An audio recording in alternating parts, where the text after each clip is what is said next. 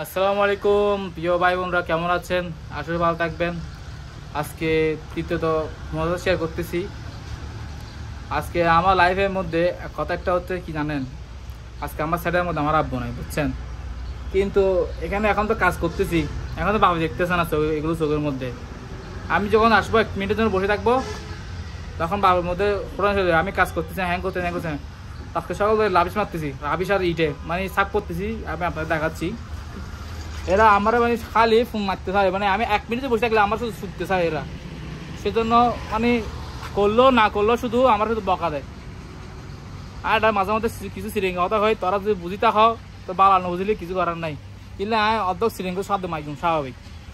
তো কি হবো, তোরা আজ লাইভ গইলাম দে ভিডিও চলতে এভাবে কেউ নাই না আমার ভিতরে কেউ নাই খেললে কিন্তু চ তোরা এই আস্তে রাবে এগিন সাফ করি আর হাম করি।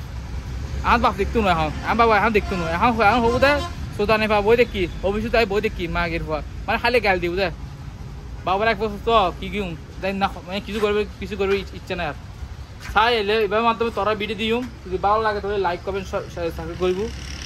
আজ এলে এতটুকু শেষ, মানুষের গাড়ির ভিডিও আর ভাই না, আল্লাহ হাফেজ, সরম লাভ বেড়া।